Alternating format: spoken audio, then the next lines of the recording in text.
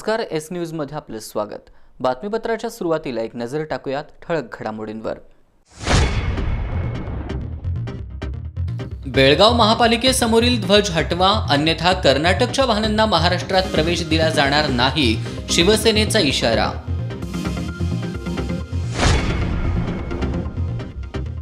वीज बिल वसुली विरोधात 19 मार्चला राज्यभरात आंदोलन करणार, माजी खासदार राजू शेट्टींची माहिती।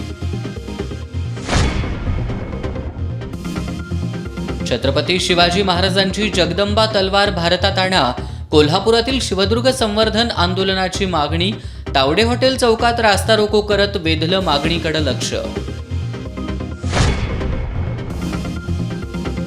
केंद्र सरकारच्या शेती आणि वीज विधेयकांविरोधात 26 मार्चला देशभरातील शेतकरी संघटनांकडून भारत बंदची हाक, अखिल भारतीय किसान सभा बंदमध्ये सहभागी होणार। आणि कोल्हापूर महानगरपालिकेनं मास्क न वापरणाऱ्यांवरील दंडात्मक कारवाईची व्याप्ती वाढवली, एस न्यूजच्या बातमीची दखल। हे आहे GTPL SPN डिजिटल नेटवर्क आणि आपण पाहत आहात चॅनल एस। वळूयात सविस्तर बातम्यांकडे। बेळगाव महानगरपालिकेसमोर कन्नड रक्षण वेदिकेने उभारलेल्या ध्वजावरून वाद सुरू आहे। या वादातून कन्नडिगांनी काल बेळगावमध्ये हायदोस घातला। त्याला प्रत्युत्तर देण्यासाठी शिवसैनिकांनी कागल तपासणी नाक्यावर आंदोलन करत कर्नाटकातून येणाऱ्या वाहनांना महाराष्ट्रात प्रवेश देऊ नये अशी मागणी केली। कन्नड रक्षण वेदिकेनं बेळगावमध्ये कर्नाटक सरकारचा ध्वज उभारत मराठी भाषिकांना डिवचण्याचा प्रयत्न केलाय। हा ध्वज हटवण्याविरोधात मराठी भाषिक एकवटत असल्यामुळे चौताळलेल्या कन्नडिगांनी काल बेळगावमध्ये आगळीक केली। त्यानंतर सीमा भागासह कोल्हापुरातून संतप्त प्रतिक्रिया उमटू लागल्यात। आज शिवसैनिकांनी कागल RTO तपासणी नाक्यावर एकत्र येत कर्नाटकच्या वाहनांना महाराष्ट्रात प्रवेश देऊ नये अशी भूमिका घेतली। कर्नाटक सरकार आणि कन्नड रक्षण वेदिकेच्या निषेधार्थ जोरदार घोषणाबाजी करत शिवसैनिकांनी संताप व्यक्त केला। यावेळी शिवसैनिकांकडून कर्नाटक पासिंगच्या वाहनांवर जय महाराष्ट्र असा उल्लेख असलेले फलक लावण्यात आले। यावेळी RTO प्रशासनाला निवेदन देण्यात आलं। बेळगाव महानगरपालिकेसमोरील ध्वज हटवला नाही तर कर्नाटकच्या वाहनांना महाराष्ट्रात प्रवेश देणार नाही असा इशारा शिवसेना जिल्हाप्रमुख संजय पवार आणि विजय देवणे यांनी दिला। लॉकडाऊन काळातील वीज बिल थकबाकी वसुलीसाठी महावितरणकडून कारवाई सुरू करण्यात आली आहे। याला विरोध करण्यासाठी 19 मार्चला राज्य इरिगेशन फेडरेशनसह सर्व समविचारी पक्षांच्या वतीनं राज्यभरात आंदोलन करण्यात येणार आहे। माजी खासदार राजू शेट्टी यांनी पत्रकार बैठकीत ही माहिती दिली। लॉकडाऊन काळातील वीज बिल माफीसाठी राज्य इरिगेशन फेडरेशन, स्वाभिमानी शेतकरी संघटनेसह विविध पक्ष संघटनांकडून आंदोलनं करण्यात येत आहेत। मात्र सरकारकडून वीज बिल माफीसाठी सकारात्मक प्रतिसाद मिळालेला नाही। आता तर ऊर्जा मंत्री नितीन राऊत यांनी वीज बिल वसुलीसाठी कारवाई करावी लागेल असं सांगितल्यानंतर वीज ग्राहकांची मोठी निराशा झाली आहे। या पार्श्वभूमीवर वीज बिल वसुलीच्या कारवाईला विरोध करण्यासह वीज बिल माफीची मागणी करण्यासाठी राज्यभरात आंदोलन छेडण्यात येणार आहे। सरकारनं महाराष्ट्रातल्या घरगुती वीज ग्राहक आणि शेती ग्राहकांच्या बरोबर सुद्धा विश्वासघात केलेला आहे। एक तर वर्षभर वीज बिलाची वसुली सरकारनं स्वतःहून थांबवलेली होती आणि आता वर्षाचे पैसे एकदम मार्च अखेरला सामान्य माणसानं भरायचे कुठले? एका बाजूला बँका 31 मार्चच्या नावाखाली सर्वसामान्याला तगादा लावत आहेत, दुसऱ्या बाजूला शेतकऱ्यांची थकीत ऊसाची FRP सुद्धा मिळत नाही। खरं तर ती वसूल करायची जबाबदारी सरकारची आहे। तिथं सरकार टाळाटाळ करतं। राज्याचे सहकार मंत्री स्वतः थकबाकीदार होतात FRPमध्ये आणि जे आमचं हक्काचं आहे ते मिळत नाही आणि वर्षभर तुंबलेलं विजेचं बिल अचानक सरकार आता वसूल करू पाहतंय, हे आम्ही सहन करणार नाही। दरम्यान या पत्रकार बैठकीत माजी आमदार चंद्रदीप नरके यांनी 19 मार्चपूर्वी मुख्यमंत्री उद्धव ठाकरे यांची भेट घेऊन वीज बिल माफी संदर्भात विनंती करणार असून त्यांच्याकडून प्रतिसाद मिळाला नाही तर आंदोलन करू असं सांगितलं। अडचण आहे, लोकांच्याकडे पैसे नाहीत, बिलं चुकीचे आले आणि आता तुम्ही जर वीज जोडण्या तोडल्या आता पैसे नसताना तर सगळ्यात शेतकरी उद्ध्वस्त होईल। तेव्हा मुख्यमंत्र्यांच्या कानावर आपण ही गोष्ट करूया आणि मुख्यमंत्र्यांना शिष्टमंडळ तात्काळ मंगळवारी बुधवारी भेटून तिथं नाही झालं तर मग वेगवेगळ्या आंदोलनाचे टप्पे चालू होतील। पत्रकार बैठकीला इरिगेशन फेडरेशनचे जिल्हाध्यक्ष विक्रांत पाटील किणीकर, बाबासाहेब पाटील भुयेकर, चंद्रकांत पाटील, आर के पाटील, सखाराम पाटील, सुभाष शहापूरकर, मारुती पाटील आदी उपस्थित होते. छत्रपती शिवाजी महाराजांची जगदंबा तलवार इंग्लंडच्या राणीच्या खासगी संग्रहालयात आहे. ही तलवार भारतात आणावी या मागणीसाठी शिवदुर्ग संवर्धन आंदोलनाच्या वतीनं तावडे हॉटेल चौकात रास्ता रोको आंदोलन करण्यात आलं. छत्रपती शिवाजी महाराजांनी ज्या तलवारीनं स्वराज्यावर चौफेर चालून आलेल्या शत्रूंना पाणी पाजलं, ती जगदंबा तलवार भारतात असावी अशी शिवभक्तांची तीव्र इच्छा आहे. पंतप्रधान नरेंद्र मोदी यांनी यापूर्वीच ही तलवार भारतात आणू अशी घोषणा केली होती. मात्र अद्याप त्यावर काहीच हालचाल झालेली नाही. जगदंबा तलवार भारतात आणावी अशी मागणी करत शिवभक्तांनी आज तावडे हॉटेल चौक परिसरात रास्ता रोको आंदोलन केलं. यावेळी इंग्लंड टीम गो बॅकच्या घोषणा देत आंदोलकांनी परिसर दणाणून सोडला. जगदंबा तलवार भारतात आणण्यासंदर्भात प्रयत्न झाले नाहीत तर 23 मार्चला इंग्लंड विरुद्धच्या क्रिकेट सामन्यावेळी मावळे काय करतात हे दाखवून देऊ असा इशारा हर्षल सुर्वे यांनी दिलाय. 1931 साली शहीद भगतसिंगांना याच इंग्लंडची जी टीम आहे त्यांच्या पूर्वजांनी याच इंग्लंड सरकारनं आपल्या भारतामध्ये भगतसिंगांना फाशी दिलेली तो दिवस आहे 23 मार्च. आणि याच 23 मार्चला पहिली मॅच या पुण्यामध्ये होते. 23 मार्चला त्यांना दाखवून देऊ की शिवरायांचे मावळे काय असतात आणि भगतसिंगांच्या विचारावर किंवा भगतसिंग कसे लढले होते हे या इंग्रजांना दाखवून देऊ 23 तारखेला. तावडे हॉटेल चौकात निदर्शनं करून महामार्ग रोखण्यासाठी जाणाऱ्या कार्यकर्त्यांना पोलिसांनी रोखलं. यावेळी पोलीस आणि आंदोलक यांच्यामध्ये झटापट झाली. या आंदोलनात प्रदीप हांडे, सागर पाटील, शुभम जाधव, विशाल खोचीकर, शरद चौगुले, अमृता सावेकर आदींनी सहभाग घेतला. केंद्र सरकारनं 3 शेतीविषयक कायदे तसंच वीज विधेयक रद्द करावं या मागणीसाठी 26 मार्चला देशभरातील शेतकरी संघटनांनी भारत बंदची हाक दिली आहे. अखिल भारतीय किसान सभा या बंदमध्ये सहभागी होणार आहे अशी माहिती पत्रकार बैठकीत देण्यात आली. केंद्र सरकारकडून राज्य सरकारला देय असलेल्या रक्कम थकीत ठेवून राज्य सरकारला अडचणीत आणण्याचा प्रयत्न केला जातोय अशी टीका किसान सभेच्या वतीनं करण्यात आली आहे. 26 मार्चच्या भारत बंदमध्ये 500हून अधिक शेतकरी संघटना सहभागी होणार आहेत. केंद्र सरकारचे शेतीविषयक कायदे अन्यायकारक तर आहेतच, पण प्रस्तावित वीज विधेयकांमुळे वीज पुरवठ्याचं खाजगीकरण होऊन वीज दर सर्वसामान्यांच्या आवाक्याबाहेर जाण्याची भीती व्यक्त होतीये. त्यामुळे केंद्राच्या या अन्यायकारक धोरणांविरोधात उभं राहून जिल्ह्यातील जनतेनं 26 मार्चचा बंद यशस्वी करावा असं आवाहन किसान सभेच्या वतीनं करण्यात आलंय. किसान सभेचे जिल्हाभरातले सर्व कार्यकर्ते आहेत. ते कार्यकर्ते त्या दिवशी रस्त्यावरती उतरून केंद्र सरकारच्या निषेधार्थ जोरदार कार्यक्रम करतील आणि केंद्र सरकारचा निषेध करतील या प्रकारचा इशारा या निमित्तानं मी देऊ इच्छितो. आमचे कार्यकर्ते हा बंद यशस्वी केल्याशिवाय राहणार नाहीत या अशी ग्वाही या निमित्तानं मी सर्वांना देत आहे. राज्य सरकारनं लॉकडाऊन काळातील वीज बिलासंदर्भात जनतेला दिलासा दिला नाही तर वीज कर्मचारी आणि वीज ग्राहकांमधील संघर्ष अटळ असल्याचंही नारकर यांनी सांगितलं. राज्य सरकारच्या आर्थिक अडचणींना केंद्र सरकारच जबाबदार असल्याचा आरोपही नारकर यांनी केला. केंद्र सरकारनं राज्य सरकारला जे पैसे देणं आहे ते त्यांनी ताबडतोब दिलं पाहिजे आणि ते देत नसल्यामुळेच राज्य सरकार जनतेला हा दिलासा देऊ शकत नाही. त्यामुळे केंद्र सरकारकडे जे अडलेले पैसे आहेत, विशेषतः GSTचे 28,500 कोटी रुपये आहेत, हे तातडीनं त्यांनी राज्य सरकारला दिले पाहिजेत आणि राज्य सरकारनं त्यातनं 5-6 हजार कोटींचा जो काही भार जनतेवरती पडलेला आहे तो ताबडतोबीनं त्यांनी जनतेला दिला पाहिजे आणि त्या वीज बिलामध्ये त्यांनी सवलत दिली पाहिजे अशी आमची मागणी आहे. या पत्रकार बैठकीला अमोल नाईक, प्राध्यापक डॉक्टर सुभाष जाधव आदी उपस्थित होते. कोल्हापूर शहरातील शासकीय कार्यालयानं त्यांच्याकडील थकीत पाणीपट्टीची रक्कम एकरकमी भरली तर विलंब आकारात 40% सवलत देण्यात येणार आहे. 15 ते 31 मार्च या कालावधीत ही सवलत लागू असणार आहे. महानगरपालिकेच्या प्रशासक डॉक्टर कादंबरी बलकवडे यांनी पत्रकार बैठकीत ही माहिती दिली. पाणीपट्टीच्या अनुषंगाने आमची जो एकूण थकबाकी होती आणि थकबाकीसोबत दंडव्याज जे होते ते एकूण 64 कोटीच्या जवळपास होती. आधी आम्ही शासकीय कार्यालय वगळून सवलत जाहीर केली होती. आता 15 मार्च ते 31 मार्च 2021पर्यंत आम्ही एक विशेष सवलत शासकीय कार्यालयासाठी अनाऊन्स करत आहे. कारण तुम्ही पाहिला तर त्यांची 64 कोटीपैकी 43 कोटी जवळपास हा शासकीय कार्यालयाची थकबाकी आणि दंडव्याजची रक्कम आहे. आता जर हा सर्व शासकीय कार्यालयाने त्यांची मूळ थकबाकी हा भरली तर त्यांना 40% सवलत त्यांचे दंडव्याजवरती मिळणार आहे.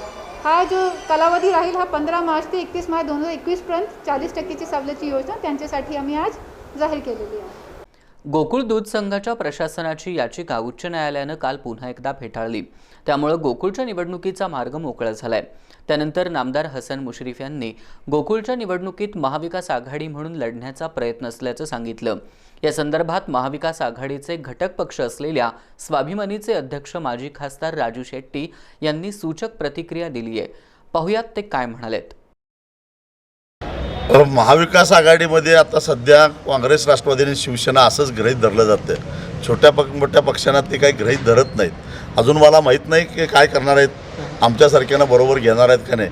पण आम्ही काय त्यांच्या मागे लागणार नाही. पण आम्ही आमची ताकद मात्र या निवडणुकीमध्ये नक्की दाखवू. 15 ते 17 मार्चच्या कालावधीत 6 सदस्यीय समितीकडून शिवाजी विद्यापीठाचं नॅक मूल्यांकन होणार आहे. 7 निकषांवर होणाऱ्या या मूल्यांकनाची विद्यापीठानं पूर्ण तयारी केली असल्याचं कुलगुरू डॉक्टर DT शिर्के यांनी सांगितलं. राजस्थानमधील उदयपूरच्या मोहनलाल विद्यापीठाचे माजी कुलगुरू डॉक्टर JP शर्मा यांच्या अध्यक्षतेखालील समिती विद्यापीठाचं 4थं नॅक मूल्यांकन करणार आहे. 3 दिवसांच्या मूल्यांकनात विद्यापीठाशी संबंधित घटकांशी संवाद साधून 17 मार्चला समिती अंतिम अहवाल देणार आहे. मूल्यांकनासाठी विद्यापीठ प्रशासन सज्ज असल्याचं कुलगुरूंनी सांगितलं. 7 निकषावर ही सगळी मूल्यमापन होणार आहे. विद्यापीठामध्ये असलेल्या सुविधांचा मेंटेनन्स कशा पद्धतीने चालू आहे, विद्यापीठाची लायब्ररी कशा पद्धतीनं काम करते, त्याच्यामध्ये ॲटोमेशन कशा पद्धतीनं चालू आहे, या बाबीवर सुद्धा भर दिला जाणार आहे. आणि या बाबीसुद्धा त्यांच्या संबंधित अधिकारी, शिक्षक यांच्याशी ते संवाद साधणार आहेत. काही कागदपत्रांची ती तपासणीसुद्धा ते या निमित्ताने करणार आहेत. या पत्रकार बैठकीला प्रकुलगुरू डॉक्टर PS पाटील, कुलसचिव डॉक्टर विलास नांदवडेकर उपस्थित होते. या बातमीसह घेणार होते एक छोटासा ब्रेक, पण ब्रेकपूर्वी महत्त्वाची आठवण. ताज्या बातम्यांच्या अपडेटसाठी S न्यूज कोल्हापूर हे मोबाईल ॲप डाउनलोड करा. त्याचबरोबर S न्यूज कोल्हापूर हे यूट्यूब चॅनल सबस्क्राईब करा. लगेचच परत येतोय, पाहत रहा S न्यूज.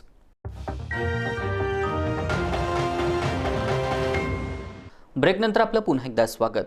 कोरोनाचा संसर्ग पुन्हा डोकं वर काढू लागल्यानंतर सार्वजनिक ठिकाणी मास्कचा वापर करणं गरजेचं आहे. परंतु कोल्हापूरकर मास्कचा वापर करण्याबाबत गंभीर नसल्याचं वास्तव S न्यूजनं समोर आणलं होतं. याची दखल घेत कोल्हापूर महानगरपालिकेनं मास्क न वापरणाऱ्यांवरील दंडात्मक कारवाईची व्याप्ती वाढवली आहे. लॉकडाऊन शिथिल झाल्यानंतर लोकांना सॅनिटायझर, मास्क आणि सुरक्षित अंतर या सगळ्याचाच विसर पडला. प्रशासनाकडून सुद्धा याकडे फार गांभीर्यानं लक्ष देण्यात येत नव्हतं. आता गेल्या महिनाभरापासून पुन्हा कोरोनाबाधितांची संख्या वाढू लागल्यानंतर कोरोना संसर्ग टाळण्यासाठीचे नियम पाळण्याची गरज भासू लागली आहे. पण नियम पाळण्याबाबत लोकांमध्ये फारसं गांभीर्य दिसून येत नाही. S न्यूजनं कोल्हापूर शहरातील महत्त्वाच्या ठिकाणी मास्कशिवाय लोक कसे फिरतात यावर प्रकाश टाकला होता.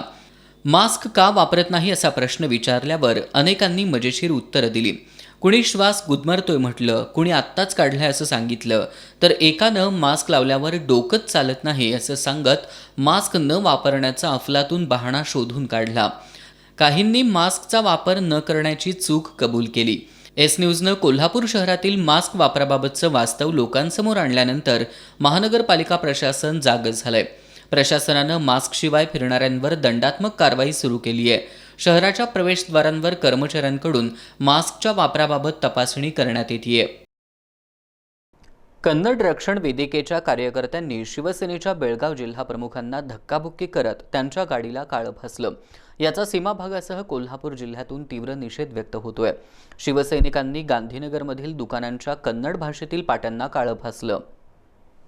काल कन्नडिगांनी शिवसेनेचे बेळगाव जिल्हाप्रमुख प्रकाश शिरोळकर यांना धक्काबुक्की करत मराठी भाषिक फलकांची तोडफोड केली.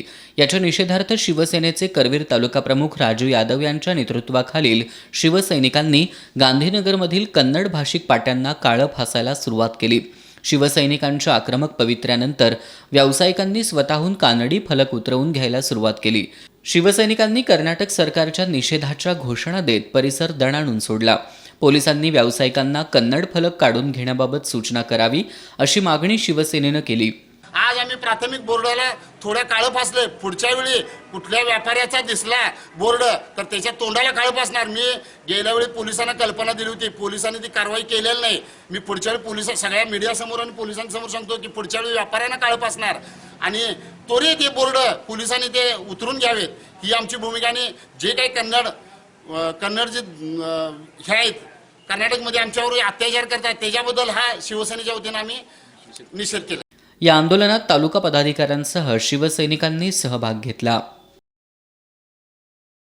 शुक्रवारी बेळगावमध्ये कन्नड रक्षण वेदिकेच्या कार्यकर्त्यांनी महाराष्ट्र द्वेषातून हायदोस घातला. आज कोल्हापुरात याचे पडसाद उमटले. त्यानंतर आज एका माथेफिरूनं महाराष्ट्र राज्य परिवहनच्या गाडीची तोडफोड केली. एसटी प्रशासनानं या तरुणाला पकडून शाहूपुरी पोलिसांच्या ताब्यात दिलं. शुक्रवारी दुपारी बेळगावचे शिवसेना जिल्हाप्रमुख प्रकाश शिरोळकर यांची गाडी रोखून कन्नड रक्षण वेदिकेच्या कार्यकर्त्यांनी त्यांना धक्काबुक्की केली. त्याच्या निषेधार्थ शिवसैनिकांनी काल सायंकाळी मध्यवर्ती बसस्थानकावर कर्नाटक परिवहनच्या गाड्यांना काळं फासलं. दरम्यान आज सकाळी 7 वाजण्याच्या सुमाराला बेळगावच्या एका माथेफिरूनं महाराष्ट्र राज्य परिवहनच्या गाडीची तोडफोड केली. एकनाथ हलगेकर असं या तरुणाचं नाव आहे. एसटी प्रशासनानं त्याला तातडीनं ताब्यात घेत पोलिसांच्या स्वाधीन केलं. दरम्यान या प्रकारानं बसस्थानक परिसरात सकाळी तणाव निर्माण झाला होता. आरोग्य विभागाच्या मार्गदर्शक सूचनांनुसार कोल्हापूर जिल्ह्यात कोरोना प्रतिबंधक लसीकरणाची मोहीम सुरू आहे. जिल्ह्यातील काही लसीकरण केंद्रांवर उद्दिष्टपूर्ती होत नसताना कसबा बावड्यातील सेवा रुग्णालयानं मात्र उद्दिष्टापेक्षा जास्त लोकांना लसीकरण करत अव्वल कामगिरी नोंदवली आहे. कोरोना प्रतिबंधक लसीबाबतच्या गैरसमजामुळे अनेक जण लस घेण्यासाठी पुढे येत नाहीत असं चित्र आहे.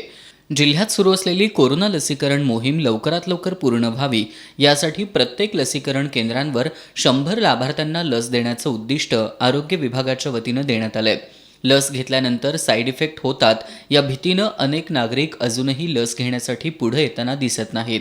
त्यामुळे अनेक लसीकरण केंद्रांवर आरोग्य विभागानं निश्चित करून देण्यात आलेलं लसीकरणाचं उद्दिष्ट साध्य होताना दिसत नाही. कसबा बावड्यातील सेवा रुग्णालयातील केंद्र मात्र याला अपवाद ठरलंय. या केंद्रावर दररोज 200 ते 250 जणांना लस देण्यात येते. आत्तापर्यंत या केंद्रानं उद्दिष्टापेक्षा अधिक काम करत 5200 जणांना लस दिली आहे. 16 जानेवारी 2021 पासून कोविड लसीकरण सुरू झालेले आहे आणि सेवा रुग्णालयामध्ये आजचं हे 39वे सत्र आहे. दररोज सरासरी आम्ही 200पेक्षा अधिक जणांना लस देत आहोत आणि आत्तापर्यंत आम्ही 5000पेक्षा अधिक जणांना कोरोनाची लस दिलेली आहे आणि जवळजवळ आम्ही उद्दिष्टापेक्षा 135% आम्ही काम केलेलं आहे. तर नागरिकांनी कोणतीही भीती न बाळगता या लसीकरणाचा लाभ घ्यावा. लस पूर्णपणे सुरक्षित असल्याचंही डॉक्टर कदम यांनी सांगितलं. 1 तारखेपासून ज्येष्ठ नागरिकांच्यासाठी मोहीम सुरू झालेली आहे. जे 60 वर्षावरील अधिक ज्येष्ठ नागरिक आहेत आणि जे 45पेक्षा अधिक वयोगटातले आहेत आणि ज्यांना व्याधी आहेत म्हणजे कोमॉर्बिड कंडिशन आहे अशा लोकांसाठी आता लसीकरण मोहीम सुरू झालेली आहे. आणि एकंदरीत चित्र पाहता ज्येष्ठ नागरिक आणि 45 वर्षावरील जे व्याधीग्रस्त आहेत त्यांचा या मोहिमेस चांगला प्रतिसाद दिसून येत आहे. आणि माझ्या नागरिकांना आव्हान आहे की कोणतीही भीती न बाळगता ही लस अत्यंत सुरक्षित आहे. कोणतीही भीती न बाळगता लसीकरणासाठी पुढे यावे आणि लसीकरण करून घ्यावे. राज्याचे मुख्यमंत्री उद्धव ठाकरे यांच्याबद्दल सोशल मीडियातून आक्षेपार्ह टिप्पणी केल्याबद्दल धनाजी पोवार या व्यक्तीवर गुन्हा दाखल करून त्याला कडक शासन करावं अशी मागणी इचलकरंजीतील युवा सेनेनं केली आहे. अप्पर पोलीस अधीक्षक जयश्री गायकवाड यांना या मागणीचे निवेदन सादर करण्यात आलं. धनाजी पोवार या व्यक्तीनं शिवसेना या फेसबुक पेजवर मुख्यमंत्री उद्धव ठाकरे यांच्याबद्दल आक्षेपार्ह टिप्पणी केली आहे. याबद्दल पोवार विरुद्ध गुन्हा दाखल करून त्याला अटक करावी अशी मागणी शिवसैनिकांनी केली आहे. याबाबत तातडीनं कारवाई झाली नाही तर युवा सेनेच्या वतीनं आक्रमक आंदोलन करण्यात येईल असा इशारा देणारं निवेदन अप्पर पोलीस अधीक्षक जयश्री गायकवाड यांना सादर करण्यात आलं. यावेळी शिवाजी पाटील, सागर जाधव, काशीनाथ बावडेकर यांच्यासह शिवसैनिक उपस्थित होते. गेल्या काही दिवसांपासून कसबा बावड्यातील डॉक्टर बाबासाहेब आंबेडकर उद्यानातील साहित्याची अज्ञात व्यक्तींकडून मोडतोड केली जाते. स्थानिकांमधून याबद्दल संताप व्यक्त होत असून संबंधितांवर कडक कारवाई करावी अशी मागणी होतीये. बावड्यातील प्रभाग क्रमांक 3 मधील डॉक्टर बाबासाहेब आंबेडकर उद्यानात दररोज लोकांची वर्दळ असते. या उद्यानामध्ये जास्तीत जास्त सोयीसुविधा उपलब्ध व्हाव्यात यासाठी अनेक सेवाभावी संस्था तसंच मंडळांच्या वतीनं पाठपुरावा करण्यात आला होता. त्यानुसार महानगरपालिकेनं उद्यानाचा विकास केला होता. गेल्या काही दिवसांपासून विघातक वृत्तीच्या लोकांकडून उद्यानातील बाक, कचराकुंड्या, विद्युत खांब, तलावाभोवतीची संरक्षक भिंत यासह अन्य साहित्याची मोडतोड करण्यात येते. या प्रकारामुळे स्थानिकांमधून तीव्र नाराजी व्यक्त होत असून नुकसान करणाऱ्यांचा शोध घेऊन त्यांच्यावर कडक कारवाईची मागणी करण्यात येतेय. गेल्या काही दिवसांपासून डॉक्टर बाबासाहेब आंबेडकर उद्यान कसबा बावडा या उद्यानामध्ये काही समाजकंटकांकडून सायंकाळच्या वेळी इथे येऊन बाकडे असतील, डस्टबिन असतील, हे जे आपण सिमेंटमध्ये रोवून उभा केलेले आहेत त्याची मोडतोड करून जातात व चांगल्या बागेची नासधूस करून चाललेले आहेत. हे कोण करते, काय करते हे बघण्यासाठी आम्ही बावड्यातील काही युवक मंडळी उद्यापासून या बागेत वॉच ठेवणार आहे. जो कोण हे करते असे सापडेल, निदर्शनास येईल, त्याच्यावर योग्य ती आम्ही कारवाई करण्यास प्रशासनाला सांगणार आहे. तरी सर्वांनी या बागेचे चांगले देखभाल करावे ही आमची विनंती आहे. थकीत वीज बिल वसुलीसाठी ऊर्जा मंत्र्यांनी वीज पुरवठा खंडित करण्यात येईल अशी भूमिका घेतली आहे. इचलकरंजीतील मार्क्सवादी कम्युनिस्ट पक्षानं याच्या विरोधात आंदोलन करत आमदार प्रकाश आवाडे यांना निवेदन सादर केलं. उपमुख्यमंत्री अजित पवार यांनी वीज बिल थकबाकीसाठी वीज पुरवठा खंडित केला जाणार नाही असं सांगितलं. तर अधिवेशनाच्या शेवटच्या दिवशी ऊर्जा मंत्री नितीन राऊत यांनी मात्र वसुलीसाठी कारवाई करावीच लागेल असं सांगितलंय. ऊर्जा मंत्र्यांच्या या भूमिकेमुळं वीज ग्राहकांमध्ये अस्वस्थता पसरली आहे. मार्क्सवादी कम्युनिस्ट पक्षानं शहरातील महात्मा गांधी पुतळ्याजवळ आंदोलन करत महावितरण आणि राज्य सरकारचा निषेध केला. आंदोलकांच्या वतीनं आमदार प्रकाश आवाडे यांना निवेदन सादर करण्यात आलं. आमदार आवाडे यांनी लॉकडाऊन काळातील वीज बिल माफी मिळावी यासाठी राज्य सरकारकडे पाठपुरावा करावा अशी मागणी या निवेदनात करण्यात आली आहे. सरकारनं ही मागणी मान्य केली नाही तर आंदोलनाची तीव्रता वाढवू असा इशारा यावेळी देण्यात आलाय. मुस्लिम समाजातील विवाहांबाबत मुस्लिम पर्सनल लॉ बोर्डानं एक महत्त्वपूर्ण निर्णय घेतलाय. या निर्णयानुसार हुंडा घेणाऱ्या कुटुंबांमधील वधूवरांचे विवाह लावले जाणार नाहीत. हुंडा प्रथा हद्दपार करण्यासाठी राज्यातील मुस्लिम धर्मगुरूंनी एक मोठं पाऊल उचललंय. राज्यातील 400 मुस्लिम मुफ्ती, काझी, मौलाना यांनी ऑनलाईन बैठक घेतली. जे कुटुंब हुंडा घेईल त्या कुटुंबातील वधूवरांचे विवाह लावले जाणार नाहीत असा निर्णय या बैठकीत घेण्यात आला. मुस्लिम समाजातून या निर्णयाचं स्वागत होत आहे. ऑनलाईन पद्धतीनं ज्या राज्यामध्ये मुस्लिम धर्मगुरूंची मीटिंग होऊन मोहम्मद पैगंबरांनी दिलेल्या आदेशाची परिपूर्तता म्हणून दहेज घेणं, हुंडा घेणं ह्याला विरोध केलेला आहे. हा विरोध अतिशय एकदम चांगला घेतलेला निर्णय आहे. हा निर्णय सगळ्या समाजाच्या घटकांनी तंतोतंत त्याचं पालन करावं आणि समाजामध्ये एक चांगला संदेश द्यावा, जेणेकरून सर्व धर्माच्या लोकांनी ह्याचं पालन करावं ही मी जाहीररित्या ऐसा आह्वान करतो आणि घेतलेला निर्णय. हमारे महाराष्ट्र के उलमा जो लोग हैं उन्होंने जहेज़ के खिलाफ, जहेज़ लेने वालों के खिलाफ जो उन्होंने फ़ैसला लिया है वो बिल्कुल सही है. जो दहेज लेते रहेंगे उनके साथ निकाह नहीं करना चाहिए और ये बात बिल्कुल सही है. इसका मैं इस्तकबाल करती हूँ. दहेज का विरोध करेले हैं तो ये बात बहुत ही सही है. करवीर पंचायत समितीच्या उपसभापतीपदी आमदार PN पाटील गटाचे अविनाश पाटील यांची बिनविरोध निवड झाली आहे. तहसीलदार शीतल मुळे भामरे यांच्या अध्यक्षतेखाली निवड प्रक्रिया पार पडली. पदवाटपाच्या फॉर्म्युल्यानुसार सुनील पोवार यांनी उपसभापती पदाचा राजीनामा दिला. त्यानंतर उपसभापती पदासाठी आज तहसीलदार शिल्पा मुळे भामरे यांच्या अध्यक्षतेखाली सभा झाली.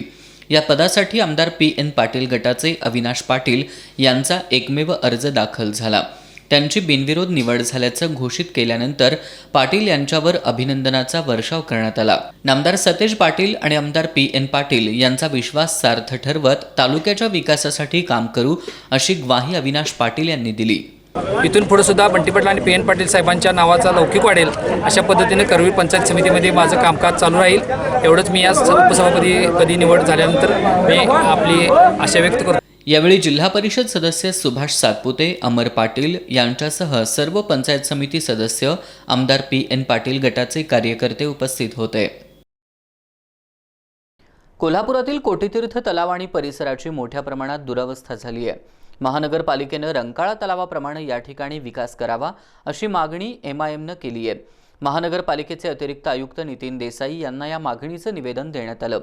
यावेळी MIMचे शहराध्यक्ष इरफान बिजली, प्राध्यापक शाहीन शेख, अय्याज मुजावर, विनोद बनगे, जावेद मुल्लानी आदी उपस्थित होते. शासन नियुक्त पोलीस पाटलांना कामं करताना अनेक वेळा मारहाण व्हायची. त्यासाठी पोलीस पाटलांना कायद्यानं संरक्षण मिळावं अशी मागणी पोलीस पाटील संघानं गृह विभागाकडे केली होती. पोलीस पाटील संघाची ही मागणी अधिवेशनात मान्य करण्यात आली आहे. यासाठी गृहराज्यमंत्री सतेज पाटील यांचं विशेष सहकार्य लाभल्यानं कोल्हापूर जिल्हा पोलीस पाटील संघानं गृहराज्यमंत्री सतेज पाटील यांचे आभार मानलेत. यावेळी कोल्हापूर जिल्हा पोलीस पाटील संघाचे जिल्हाध्यक्ष मारुती पाटील, दत्तात्रय कांबळे, उदय पोतदार, दीपक कदम, तानाजी कांबळे, नामदेव सुळेकर, निवास पाटील उपस्थित होते. या बातमीसह घेणार होते एक छोटासा ब्रेक, पण ब्रेकपूर्वी महत्त्वाची आठवण. ताज्या बातम्यांच्या अपडेट्ससाठी एस न्यूज कोल्हापूर हे मोबाईल ॲप डाउनलोड करा. त्याचबरोबर एस न्यूज कोल्हापूर हे यूट्यूब चॅनल सबस्क्राईब करा. लगेचच परत येतोय, पाहत रहा एस न्यूज.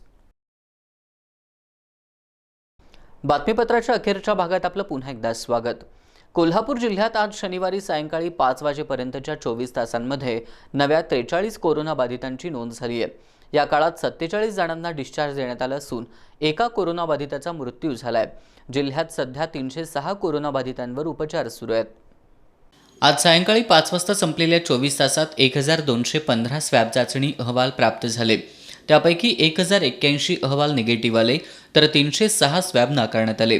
गेल्या 24 तासात नव्या 43 कोरोनाबाधितांची नोंद झाली आहे.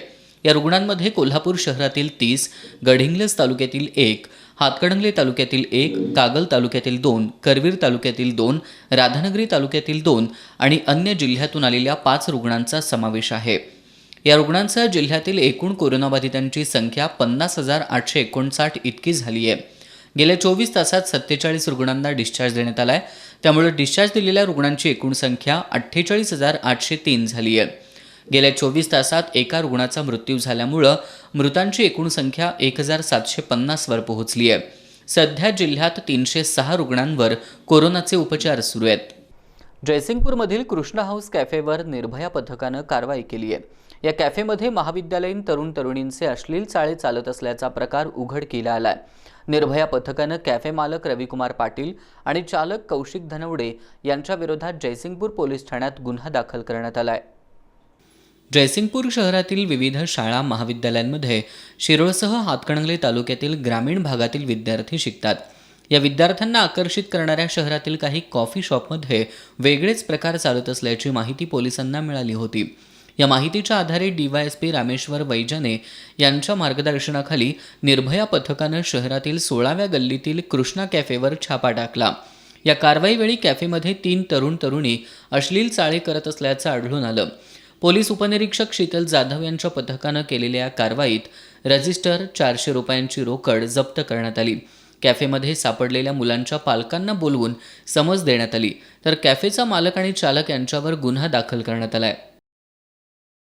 कोल्हापुरातील शहाजी विधी महाविद्यालयाचे सहाय्यक प्राध्यापक श्रीपाद देसाई यांनी विधी शाखेतील प्रथम वर्षाच्या प्रथम सत्रातील 5 पुस्तकं संपादित केली आहेत. उर्वरित महाराष्ट्र वैधानिक विकास महामंडळाचे अध्यक्ष डॉक्टर योगेश जाधव यांच्या हस्ते या पुस्तकांचं प्रकाशन करण्यात आलं. सहाय्यक प्राध्यापक श्रीपाद देसाई यांच्या contract law, constitutional law, family law, consumers protection law आणि लॉ ऑफ टॉर्ट या 5 पुस्तकांचं प्रकाशन डॉक्टर योगेश जाधव यांच्या हस्ते करण्यात आलं. डॉक्टर जाधव यांनी प्राध्यापक देसाई यांच्या या पुस्तकांचा शिवाजी विद्यापीठाच्या कार्यक्षेत्रातील विधी शाखेच्या विद्यार्थ्यांना निश्चित फायदा होईल असा विश्वास व्यक्त केला. यावेळी प्राध्यापक Shripad Desai, advocate Sheetal Desai, advocate Sudarshan Desai, advocate Sujit Munde, advocate Sachin Chavan आदी मान्यवर उपस्थित होते. इचलकरंजी शहरातील षटकोन चौक परिसरातील बाळनगरमधील बाबू दबडे यांच्या क्लबवर DYSP बेबी महामुनी यांच्या पथकानं छापा टाकला. यामध्ये 13 जणांना ताब्यात घेत त्यांच्याकडून 6 लाख रुपयांचा मुद्देमाल जप्त करण्यात आला. कारवाईवेळी जुगार खेळणाऱ्यांपैकी काहींनी पळून जाण्याचा प्रयत्न केला, मात्र पोलिसांनी क्लबला 4ही बाजूंनी घेरत पळून जाणाऱ्यांना ताब्यात घेतलं. इचलकरंजीतील गावभाग पोलीस ठाण्याच्या हद्दीत 24 फेब्रुवारी रोजी एका अनोळखी तरुणाचा झुडपात टाकलेला मृतदेह आढळून आलाय. या मयत तरुणाची अद्याप ओळख पटलेली नाही. या तरुणाची ओळख पटावी यासाठी पोलीस प्रशासनाकडून एक व्हिडिओ प्रसारित करण्यात आलाय. इचलकरंजी पोलीस ठाण्याच्या हद्दीत असलेल्या शांतीनगर परिसरातील स्लॉटर हाऊस कत्तलखानाच्या पिछाडीस असलेल्या निर्जन जागेत झुडपामध्ये एका युवकाचा मृतदेह मिळून आला आहे. त्याचा चेहरा अवजड वस्तूने पूर्णतः विद्रूप करण्यात आल्याने ओळख पटत नाही. मृतदेह मिळून आलेल्या युवकाचे वय अंदाजे 30 ते 35 वर्षे असून त्याचा चेहरा उभट, बारीक कोरीव दाढी, गव्हाळ रंग, अंगात निळ्या रंगाची जीन्स व निळ्या रंगाचा पांढरे ठिपके असलेला फुल शर्ट मिळून आला आहे. त्याची उंची 5 फूट 8 इंच असून गळ्यामध्ये रुद्राक्ष व तावीज तसेच उजव्या छातीवर आई असे लिहिलेले आहे. या वर्णनाची व्यक्ती हरवलेली असल्यास अथवा कोणाशी संबंधित असल्यास त्यांनी इचलकरंजी पोलीस ठाण्याशी किंवा स्क्रीनवर दिलेल्या दूरध्वनी नंबरवर संपर्क साधावा असे आवाहन प्रभारी पोलीस निरीक्षक गजेंद्र लोहार यांनी केले आहे. थकीत वीज बिल वसुलीसाठी कारवाई करण्याच्या आदेशाविरोधात पन्हाळा तालुक्यातील कोडोली इथल्या महावितरण कार्यालयासमोर सोमवारी 1 दिवसीय उपोषण करण्यात येणार आहे. कोडोलीतील वीज बिल कृती समितीच्या पत्रकार बैठकीत ही माहिती देण्यात आली. लॉकडाऊन काळातील वीज बिलं माफ करावीत म्हणून कृती समितीनं आत्तापर्यंत निवेदन देण्यासह वीज बिलांची होळी करत निदर्शनं केली. परंतु वीज बिल माफी दूरच, आता वीज बिल वसुलीसाठी कारवाई करण्याचे आदेश देण्यात आल्यानं वीज बिल कृती समिती आक्रमक झाली आहे. महाराष्ट्र सरकारने वीज बिल माफ करण्याचा निर्णय घेतला होता, पण सक्तीने वीज बिल आता वसुली करण्याचा निर्णय आता घेतलेला आहे. यासाठी आम्ही कोडोली MSCB फाटा येथे सोमवारी दिनांक 15/3 रोजी लाक्षणिक उपोषण करणार आहे. कारण का, यामध्ये शासनाने घेतलेला निर्णय आहेत. या निर्णयामध्ये लोकांच्यावर फार मोठा अन्याय होणार आहे. किमान कोरोना काळातील जे वीज बिल आहे ते माफ झालं पाहिजे, त्यामध्ये सवलत मिळाली पाहिजे. हे आमचं कोडलीतल्या वीज बिल विरोधी कृती समितीच्या वतीनं निवेदन आहे. या पत्रकार बैठकीला जिल्हा परिषद सदस्य विशांत महापुरे, दीपक सकटे, विकास चोपडे, अरुण बजागे, अनिल महापुरे, अरुण महापुरे आदी उपस्थित होते. पन्हाळा तालुक्यातील मोहरे ग्रामपंचायतीच्या सरपंचपदी शिवाजीराव मोहिते तर उपसरपंचपदी प्रदीप डोईफोडे यांची बिनविरोध निवड करण्यात आली आहे. ग्रामस्थांचा विश्वास सार्थ ठरवत गावाचा विकास साधू अशी ग्वाही नूतन सरपंच आणि उपसरपंचांनी दिली आहे. मोहरे ग्रामपंचायतीच्या सार्वत्रिक निवडणुकीत जिल्हा परिषद सदस्य शिवाजीराव मोरे आणि माजी सरपंच शिवाजीराव पाटील यांच्या गटानं 8 जागा जिंकत वर्चस्व मिळवलंय. निवडणूक निर्णय अधिकारी YS सदलगे यांच्या अध्यक्षतेखाली निवड प्रक्रिया पार पडली. यामध्ये सरपंचपदी शिवाजीराव मोहिते तर उपसरपंचपदी प्रदीप डोईफोडे यांच्या बिनविरोध निवडी करण्यात आल्या.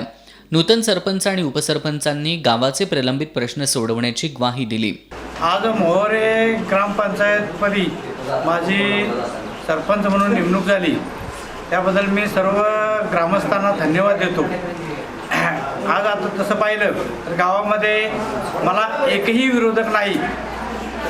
साधारणपणे विचार केला आपण तर गावाचं माझ्यावर म्हणजे अतिशय प्रेम आहे आणि त्या प्रेमापोटी मला गावानं या खुर्चीपर्यंत पोहोचवण्याचं काम केलेलं आहे. आणि हे उपकार मानून मी ग्रामपंचायतचं जेवढं म्हणजे 100% माझ्याकडून जेवढं काय होईल तेवढं काम करण्याचा प्रयत्न करणार आहे. या 5 वर्षामध्ये आजपर्यंत कधी झालं नाही इतक्या पद्धतीचं काम करण्याचा मानस माझा आहे.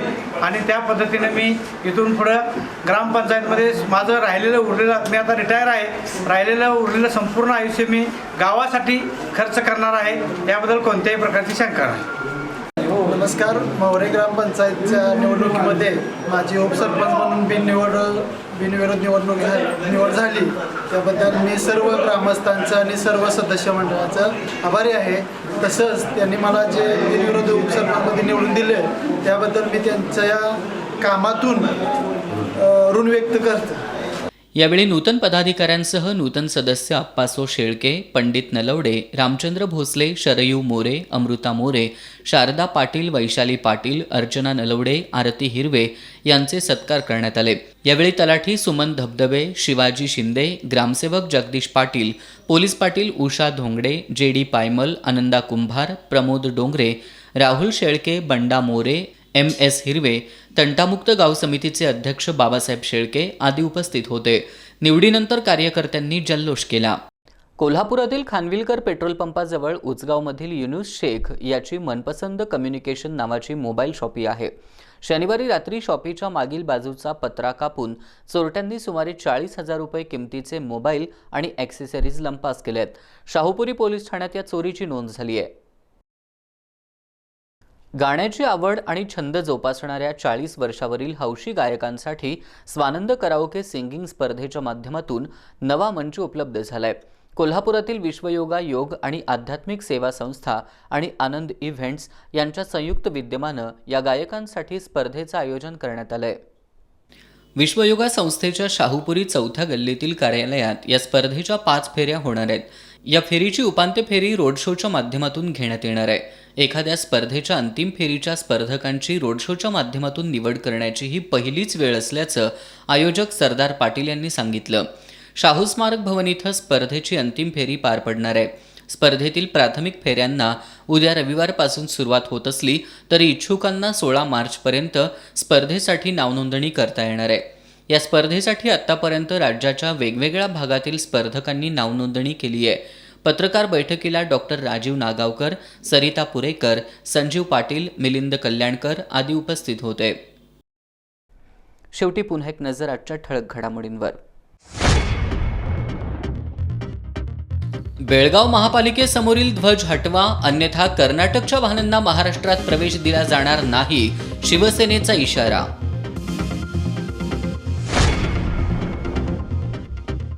वीज बिल वसुली विरोधात 19 मार्चला राज्यभरात आंदोलन करणार, माजी खासदार राजू शेट्टींची माहिती. छत्रपती शिवाजी महाराजांची जगदंबा तलवार भारतात आणा, कोल्हापुरातील शिवदुर्ग संवर्धन आंदोलनाची मागणी, तावडे हॉटेल चौकात रास्ता रोको करत वेधलं मागणीकडे लक्ष. केंद्र सरकारच्या शेती आणि वीज विधेयकांविरोधात 26 मार्चला देशभरातील शेतकरी संघटनांकडून भारत बंदची हाक, अखिल भारतीय किसान सभा बंदमध्ये सहभागी होणार. आणि कोल्हापूर महानगरपालिकेनं मास्क न वापरणाऱ्यांवरील दंडात्मक कारवाईची व्याप्ती वाढवली, एस न्यूजच्या बातमीची दखल. हे आहे GTPL SPN डिजिटल नेटवर्क आणि आपण पाहत आहात चॅनल एस. बातम्यांच्या ताज्या अपडेट्ससाठी एस न्यूज कोल्हापूर या वेबसाईटला भेट द्या. त्याचबरोबर एस न्यूज कोल्हापूर हे मोबाईल ॲप डाउनलोड करा. याबरोबरच हे बातमीपत्र संपलं. नमस्कार.